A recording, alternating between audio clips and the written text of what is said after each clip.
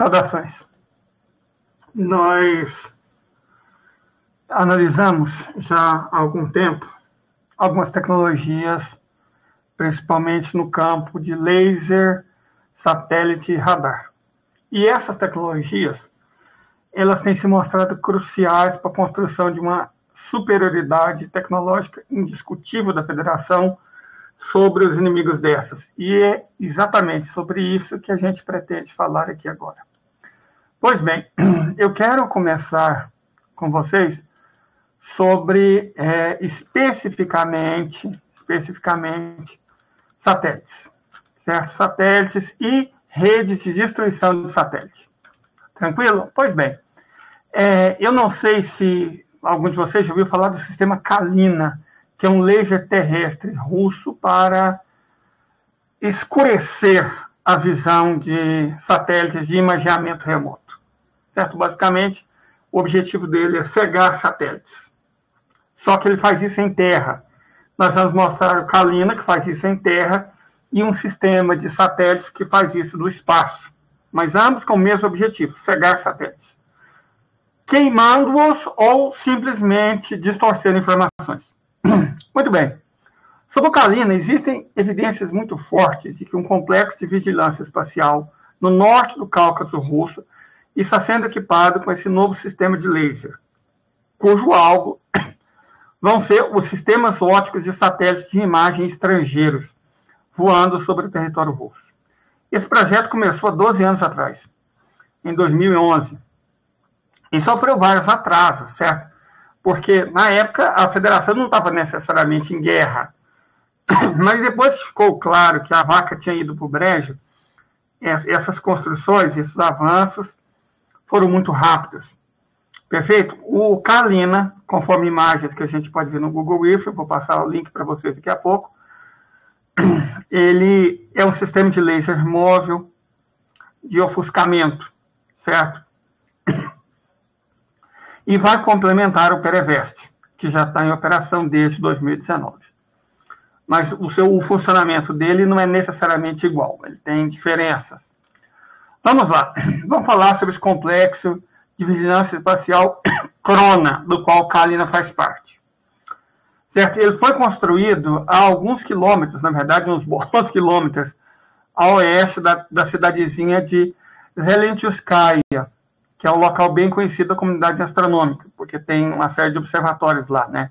Lá perto fica o Observatório Astrofísico Espacial da Academia Russa de Ciências, que inclusive abriga um telescópio BTA de 6 metros, e o radiotelescópio Ratan 600. Esse local é escolhido porque está longe do ofuscamento pela luz, né? Está num lugar alto com céu limpo. Krona, que é o nome do complexo, significa copa de árvore. Então é como se fosse um sistema copa. Consiste em um sistema de radar, que está designado como 40 RA6, e um lidar, designado como 30 JA6, que estão separados por vários quilômetros. O lidar, literalmente referido em russo como um localizador óptico a laser, ou LOL, certo? Está situado no topo de uma montanha de 2.000 metros de altura, chamada Chapal. Para quem quiser localizar no Google Earth, as coordenadas exatas são 43 graus, 43 minutos e 2 segundos norte e 41 graus, 13 minutos e 41 segundos leste. O Krona foi concebido em meados da década de 1970, entre outras coisas, para fornecer dados de direcionamento para sistemas antissatélites soviéticos, mas não se tornou operacional até o início desse século. O sistema de radar destina-se principalmente a fornecer ao LOL dados da trajetória. Nossa, gente, nunca grave nada depois de ter comido uma montanha de açaí. A garganta fica, nossa senhora. Dados de trajetória precisos para apontar seus telescópios para alvos de interesse. O LOL, e eu vou postar foto aqui daqui a pouco, compreende um satélite de ângulo estreito de 1,30 m com ótica adaptativa para imagens de alta resolução de satélites de órbitas baixas e um telescópio de ângulo amplo de 40 centímetros para a detecção de satélites em órbitas altas. Juntos, eles são conhecidos como canal passivo e são instalados em um prédio adjacente onde está o lidar. que também é chamado de canal de transmissão e recepção. Consiste num laser acoplado, olha só, laser, gente, é difícil a tecnologia russa que não tem laser envolvido. Eles são muito bons nisso. Os russos, na tecnologia de laser, que não, em última instância, é uma tecnologia nuclear, obtém um estado da arte nisso. Acoplado a um telescópio de 1,30 m, e o objetivo é duplo. Por um lado, ele mede com precisão a distância dos satélites. E ele pode iluminar satélites a qualquer hora do dia para tirar fotografia deles. Mesmo a distância como 900 km. Mas qual que é o papel de contraespaço do Kalina? No início da década passada, o trabalho começou a expandir o LOL. Nossa, já está quase espirrando, que coisa. Como um novo sistema de laser chamado Kalina, né? Que é isso. Bom, a existência do Kalina só pode ser inferida a partir de uma série de concursos, sabe? Porque a Federação Russa, ela trabalha assim. Ela publica editais e todas as universidades, todos os institutos de pesquisa, todas as empresas podem participar, certo? É assim que eles fazem. Eles não têm um direcionamento, eu vou fazer isso para não sei quem executar o serviço, não. Eles promovem editais e, a partir desses editais, eles escolhem as empresas, os institutos de pesquisa ou as universidades que vão fazer o trabalho para eles. Kalina, inclusive, é um sabugueiro. É uma planta muito bonita, para dizer a verdade, né? Que tem flores brancas e frutos vermelhos, certo? Planta muito bonita. Bom, mas vamos continuar aqui com o que importa, né? Enfim, o projeto começou oficialmente em 3 de novembro de 2011, com um contrato concedido pelo Ministério da Defesa à Corporação Científica e Industrial de Moscou, que fabrica sistemas e instrumentos de precisão, NPK-SPP. Nós já ouvimos falar dessa empresa aqui algumas vezes, né? Ela é um líder do sistema de autodefesa e armamentos da Federação Russa. O principal contratante do complexo LOL da Krona. O Ministério da Defesa aprovou as especificações técnicas do projeto em 28 de abril de 2011. No entanto, quer dizer, alguns meses antes, a pesquisa preliminar para o projeto parece ter começado bem antes disso. Kalina é visto pela primeira vez em uma dissertação de doutorado publicada em 2002, com o nome de um projeto de pesquisa realizado para o NPK-SPP por um instituto pertencente ao Ministério da Defesa. Ele concentrou-se, em particular, em sistemas de ótica adaptativa para grandes telescópios para compensar as distorções causadas pela atmosfera e pelos próprios telescópios.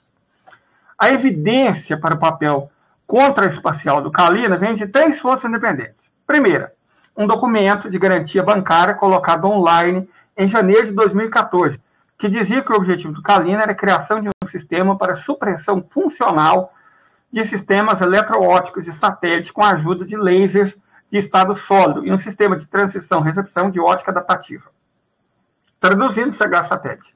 Segundo lugar, um documento que apareceu online em 2017 com uma lista de projetos de edifícios militares planejados caracterizou Kalina como um complexo de segurança espacial, um termo também usado no mesmo documento, e vários outros para um sistema anti-satélites lançados do ar, conhecido como Burevestnik, e, finalmente, o relatório anual da NPK-SPP para o ano de 2013, com 2 disponíveis online. Reconheceu seu envolvimento no desenvolvimento do que a empresa ou a corporação, né? Porque não é bem uma empresa, é uma corporação, chamou de sistema de laser para a guerra eletroótica.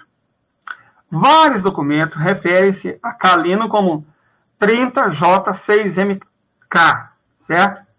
O 30J6 era o índice original para o LOL, com a letra M adicionada após modernização do observatório. O K, presumivelmente, significa Kalina. Um punhado de documentos judiciais relacionados a Kalina menciona algo chamado Canal 14TS235, certo? Aparentemente, mais um índice para o sistema. Os documentos de aquisição permitem identificar o designer-chefe da Kalina como Alexandre Alexandrov, que chefiou um importante centro de testes a laser, veja, o GLP Raduga, perto da cidade de Vladimir, inclusive já falamos sobre esse lugar, cerca de 200 quilômetros a leste de Moscou, de 2004 a 2009, antes que ele se tornasse vice-diretor-geral do NPK-SPP. Artigos escritos por Alexandrov mostram que ele estava envolvido em pesquisas sobre sistemas de ótica adaptativa desde a década de 1990. Uma pessoa identificada na documentação como designer líder de Karina é Valery Kufterin, veterano da GLP Raduga. Tanto Alexandrov quanto Kufterin ocuparam esses cargos até pelo menos o ano de 2017. Grande parte do trabalho do Kalina parece ter sido feito em uma filial da NPK-SPP em São Petersburgo, especializada em sistemas a laser. É basicamente essa mesma filial que trabalha com sistemas a laser para a obtenção de litografia de semicondutores. Certo? É laser baseado em engenharia nuclear. Enfim, no mesmo dia que a NPK e SQK recebeu o contrato para a Kalina, ela também foi designada para um projeto de pesquisa chamado Kern, uma palavra que significa amostra central. Seu objetivo era construir um lidar coerente experimental, sendo uma das vertentes do trabalho o desenvolvimento de software para processar informação de abertura sintética. Nós também já falamos sobre essa questão do software russo. O software, essencialmente, ele deriva de uma série de expertise na área de informática e eletrônica, coisa que os russos são muito bons. Eu vi uma série de reportagens falando, oh, meu Deus, a Rússia perdeu a liderança dos sistemas eletrônicos mundiais, e não sei o que mais, e blá, blá, blá. Gente, ela não perdeu. Na verdade, ela não perdeu. A questão é que ela desistiu de trabalhar isso do ponto de vista comercial. Mas, estrategicamente, a Rússia continuou o desenvolvimento desses sistemas desde o fim dos anos 1990. Certo? Aí você teve aquele período liberal, né, que foi basicamente o governo Boris Yeltsin. Nesses períodos liberais, todo mundo sabe o que acontece, né? Os países abrem mão da tecnologia, o Brasil fez isso, em prol de comprar tecnologia estrangeira. A diferença é que, sobre Vladimir Putin, a federação recuperou essas tecnologias. E o Brasil, evidentemente, né, teve elas destruídas no governo Collor, Fernando Henrique Cardoso, e nunca mais retomou.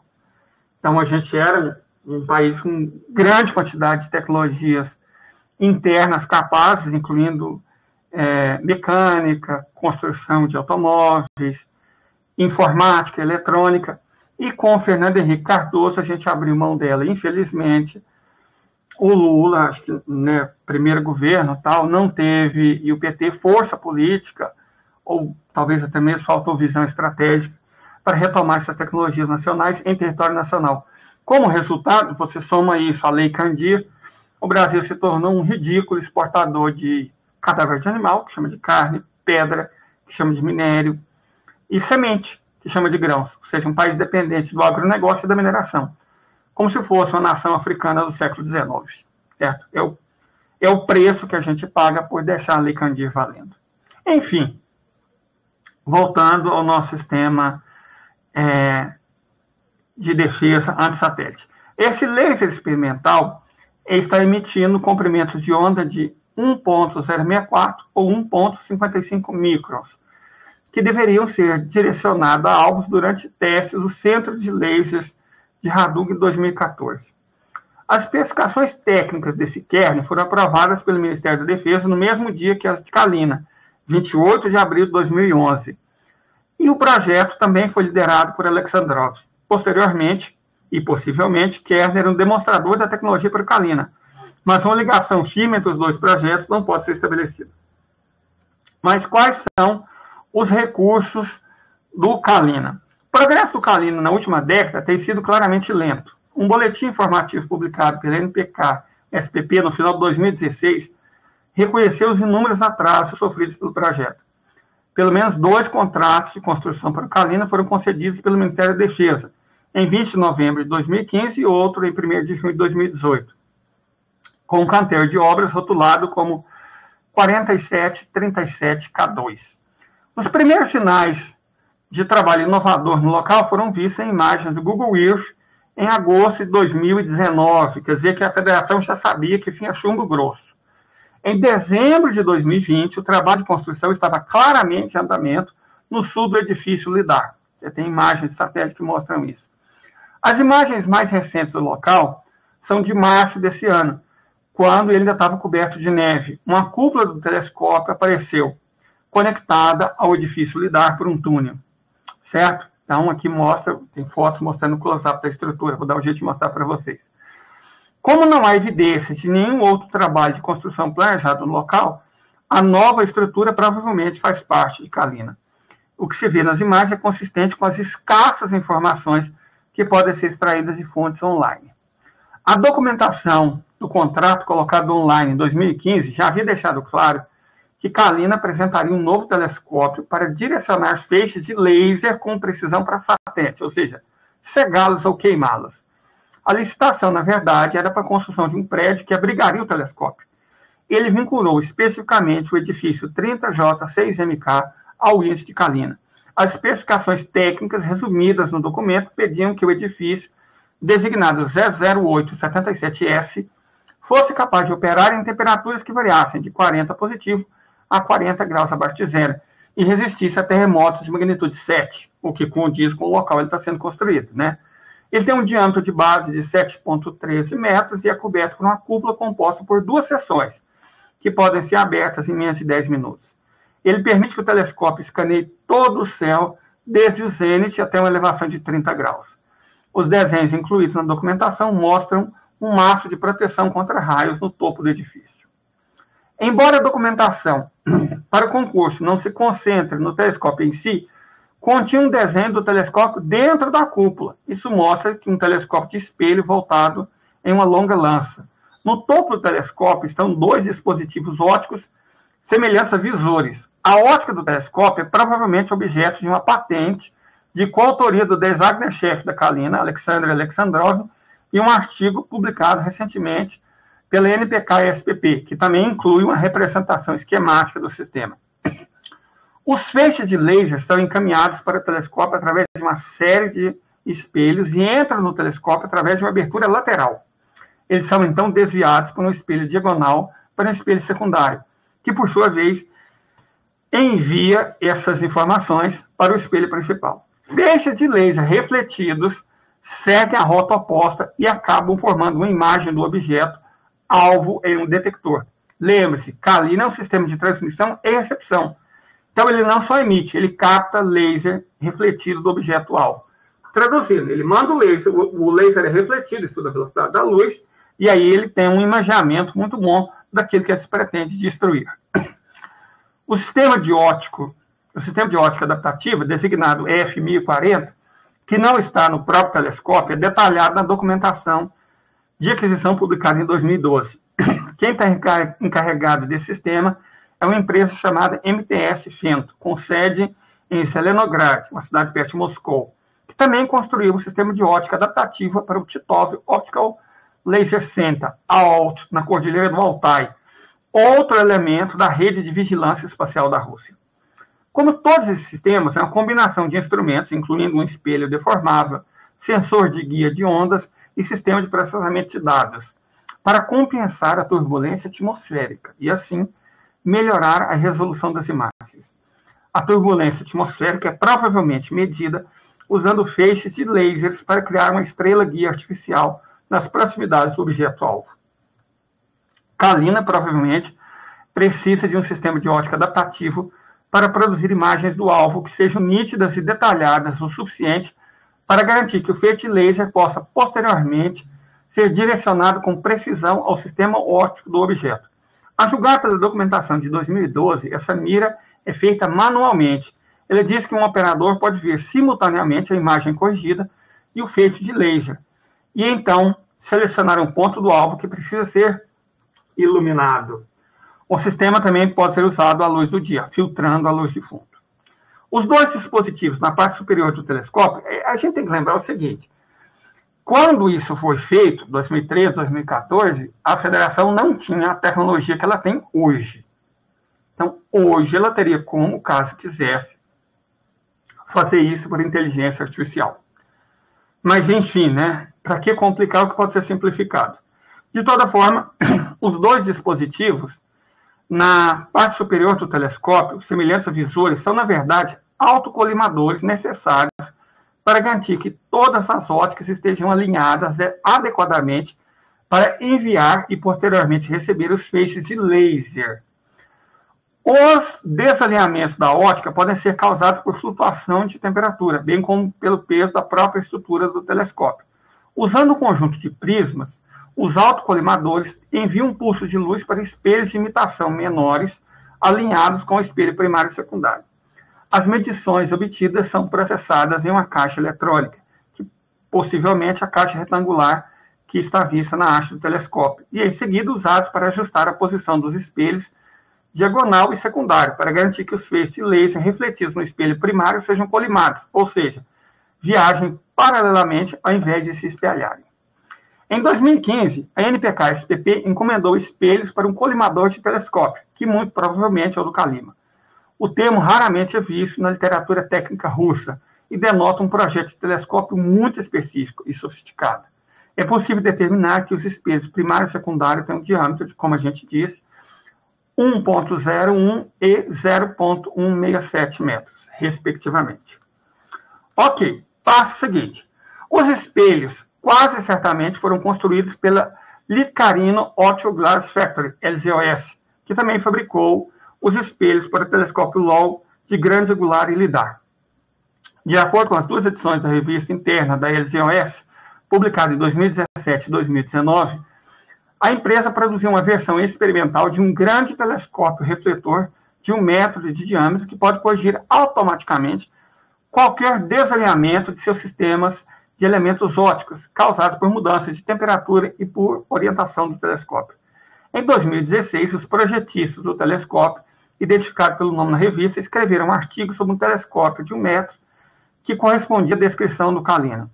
A estrutura do telescópio provavelmente seria feita de compostos de fibra de carbono ou carboneto de silício, que são mais leves e menos propensos à deformação do que o titânio, um material que os russos usam tradicionalmente. Outro elemento do Kalina mencionado na documentação online é o mecanismo de acionamento elétrico F1090 para a montagem do telescópio, produzido pela Universidade de Tecnologia de Informação em Mecânica e Ótica de São Petersburgo. A Universidade ITMO também é responsável pelo poderoso sistema de laser de estado sólido do Kalina. Laser, lembra, a tecnologia onipresente na Rússia. E recebeu um contrato da NPK-SPP em 2 de maio de 2012.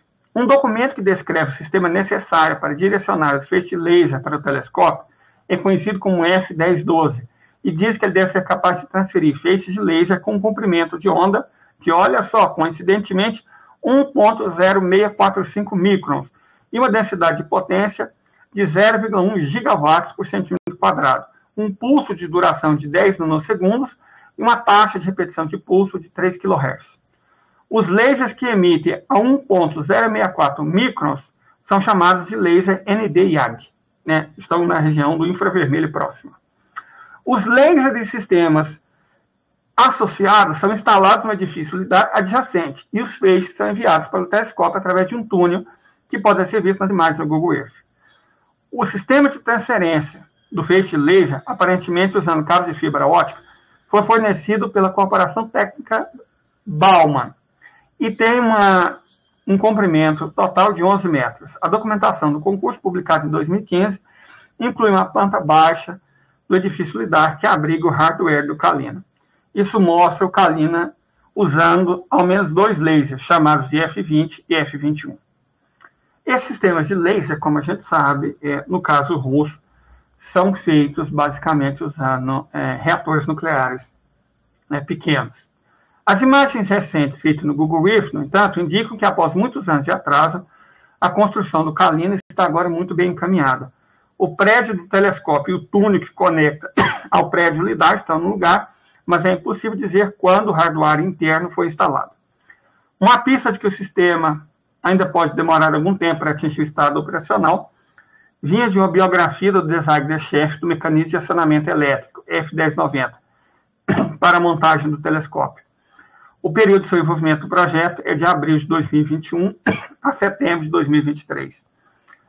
Mas, como eu disse, depois que começou a encrenca, as coisas na Rússia passaram a andar muito rápido. De toda forma, a mesma pessoa já havia trabalhado no F-1090 de 2012 a 2013, indicando que o trabalho foi retomado após um longo hiato.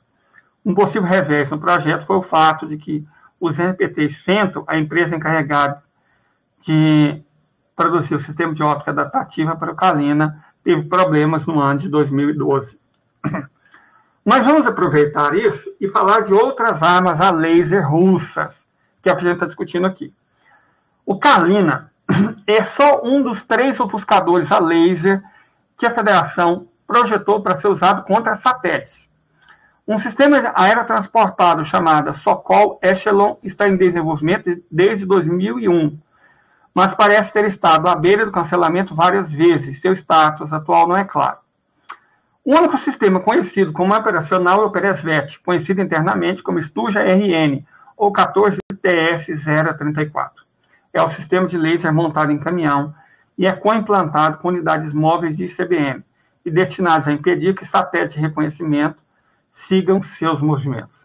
Tá certo? Então, traduzindo, o que o Peresvet é? Além de ser uma arma que destrói satélites, com laser a 1.500 km de distância, ele impede outros satélites de localizar onde ele está.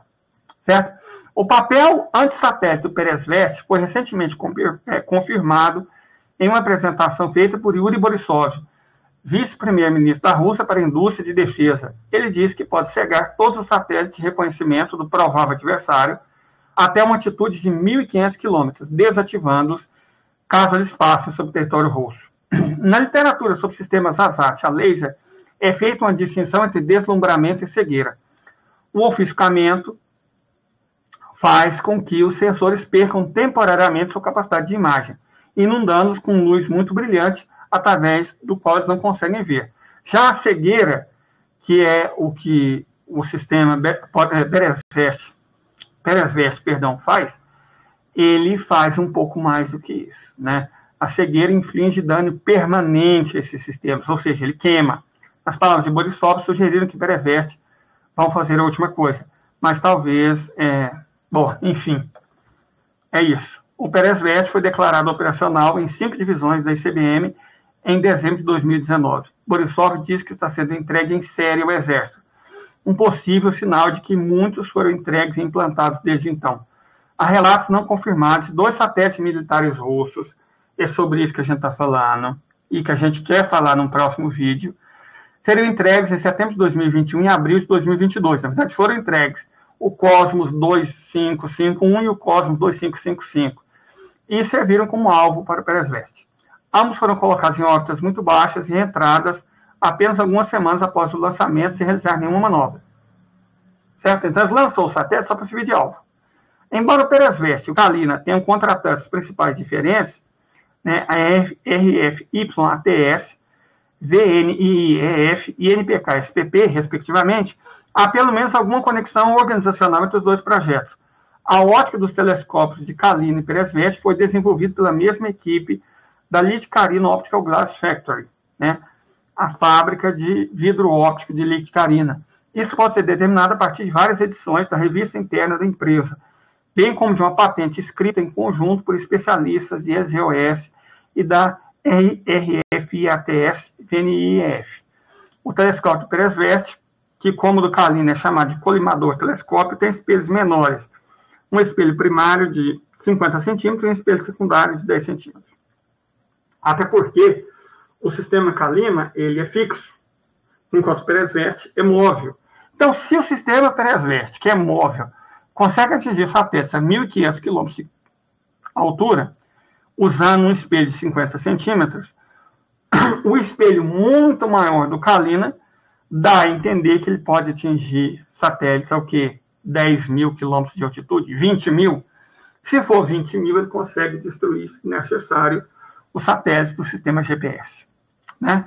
Tendo projetados 3 sistemas a lasers para fins semelhantes, a Rússia claramente atribui grande importância a negar a seus inimigos a oportunidade de obter imagens do seu território, do espaço. Entre os alvos desses sistemas podem estar não apenas satélites de reconhecimento de propriedade do governo, mas também numerosos satélites comerciais de imagens ópticas, que estão atualmente em órbita, certo? Algumas das bases teóricas para técnicas de ofuscamento ou cegueira podem ter sido estabelecidas por pesquisadores da Academia Militar das Forças de Foguetes Estratégicos de Balashikha, perto de Moscou. Dois dos professores dessa academia, Mikhail Sakharov e Viktor Seredin, publicaram vários artigos nos últimos 15 anos sobre os efeitos da radiação laser em vários sensores de imagem, incluindo aqueles instalados a bordo de satélites sensorialmente remotos. Oficialmente, sistemas como Kalina, Peresvest e Sokol Echelon são obviamente ineficazes contra satélites de reconhecimento de radar, mas a Rússia tem pelo menos 2 sistemas de bloqueio eletrônico móvel baseado em terra, o Krashushka-4 e o Dvinamori, que supostamente são capazes de interferir na operação de tais satélites. A gente ainda quer falar sobre isso. Além disso, em 2020, uma empresa chamada McVimpel foi designada por um projeto chamado NAST-R, que prevê a implantação de uma rede de estações de inteligência eletrônica para analisar satélites e radares estrangeiros, possivelmente com o objetivo de distorcer os sinais de retorno. Na verdade, eu creio que a evidência mostra que os russos são capazes de dar um passo a mais, que é não apenas distorcer os sinais, como assumir o controle deles, interferir neles. Outra empresa, a Russian Spatial Systems, RKS, tem feito pesquisas sobre o bloqueio de satélite e retransmissão de dados, como TDRS, a fim de impedi-los de retransmitir imagens de satélites ópticos e de radar para estações terrestres. Além de ofuscar e cegar sensores ópticos, os lasers também têm potencial de serem utilizados para destruir fisicamente esses alvos. Falamos sobre isso. Durante uma recente apresentação, Yuri Borisov revelou que a Rússia está trabalhando em sistemas de lasers bem mais poderosos que o Peresvest e são capazes de fazer exatamente isso. Ele não mencionou nenhuma das operações antiespaciais, mas destacou o Zadira, um sistema de laser móvel de abater drones. Em entrevista subsequente para a estação de televisão chamada Canal 1, Borisov chegou a afirmar que o Zadira estava sendo usado por forças russas na Ucrânia, mas isso não pode ser verificado de forma independente. Quer dizer, não podia na época de que isso foi escrito, né? Mas agora pode porque foi feito. Zadira tem o mesmo contratante principal que a Peresvest, a RYIATS-VNIEF. E os dois podem, portanto, compartilhar sistemas comuns. Reportagens da imprensa sobre o design são reveladas em uma apresentação de PowerPoint online da NPP Advent, uma subcontratada do projeto. Uma maneira possível de desabilitar satélites com laser é empregar as mesmas técnicas que foram estudadas para remoção de detritos orbitais a laser, LDOR. A ideia por trás do LDOR é usar a energia do laser para remover uma fina camada superficial de partículas de detritos, formando um pequeno jato de plasma que o retarda levemente e, eventualmente, faz com que ele entre novamente, queime na atmosfera. A remoção de detritos orbitais a laser foi estudada pela NASA na década de 1990, sob o projeto Orion, mas foi criticado por suas potenciais aplicações anti-satélite. Em 2018, o NPK-SPP produz testar LIDAR com a ajuda de um novo telescópio de 3,12 metros no Titov Optical Center, na Cordilheira do Altai, conectando-o com um laser de estado sólido da Universidade Itmon. O novo telescópio, apresenta pistas vagas de que a Rússia pode estar trabalhando em projetos baseados no espaço, que é onde eu queria chegar. A RFIATS-VNIEF é a contratada principal desde 2012 para um projeto secreto chamado STAN, que parece ter como objetivo equipar vários tipos de veículos com laser para defender-se de ataques inimigos. A maioria das informações muito limitadas sobre STAN está relacionada a sistemas de laser que protegem a aeronave de ataques de mísseis, confundindo seus sistemas de localização por infravermelho, e parece já ter sido declarado operacional. O escritório de design principal, NIECRAN, fez isso. No entanto, o STAN também está vinculado a um sistema de defesa de satélite, em um artigo publicado pelo Centro de Testes a Laser GLP Radoga. Outros participantes do STAN são a RKK Energia, já falamos dessa empresa, ela está envolvida diretamente na construção das fontes emissoras de laser para litógrafo, de semicondutores, a PAL Saturn, que fabrica baterias para satélite, e a NPP Advent, que é uma das empresas envolvidas na construção do Zadira. O componente espacial de ITAN parece ter sido projetado para proteger satélites de ataque ASAT. Né? Também é importante notar que o NPP Advent tem um papel no NumisMAT, o satélite que ainda não está voando, do Instituto Central de Pesquisa Científica de Química e Mecânica em Moscou, especializado em sistemas contraespaciais. As cargas úteis conhecidas para o NumisMAT são radar de banda ultralarga e uma câmera de TV, provavelmente para permitir que se encontre com outros satélites em órbita, mas seu verdadeiro propósito parece ser um mistério. Eu venho falando já há algumas semanas de um satélite pequeno, de vida útil de apenas 6 meses e peso de 45 quilos.